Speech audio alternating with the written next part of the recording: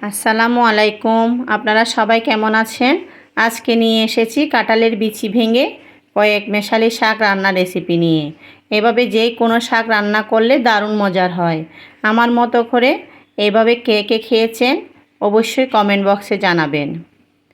কাঁঠালের বিচি নিয়ে চুলায় একটা কড়াইতে দিয়ে বেশ কিছুক্ষণ লো হিটে ভেঙে খোসা ছাড়িয়ে নিব। এবার শিলপাটায় এভাবে ভেঙে আধ ভাঙা করে পিষে নেব।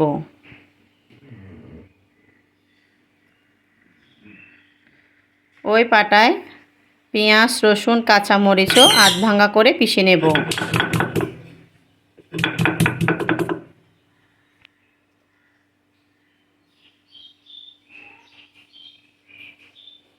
অনেক রকমের মেশানো শাক নিয়ে ধুয়ে কুটে রেখেছি।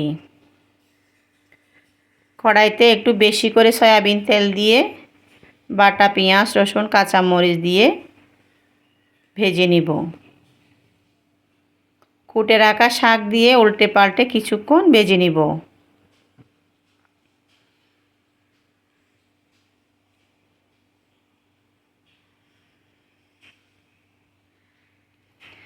এবার দিয়ে দিলাম ভেঙে রাখা কাঁঠালের বিচি। বিচি দিয়েও ভেজে স্বাদ মতো ছড়িয়ে দিলাম লবণ। এবার শাক লো হিটে রেখে আস্তে আস্তে ভেজে নিব। এই কয়েক মেশালি শাক কাঁঠাল বিচি দিয়ে রান্নাটা কেমন হয়েছে অবশ্যই কমেন্ট বক্সে জানাবেন। শাক চুলা থেকে নামিয়ে গরম গরম খেয়ে নিলাম।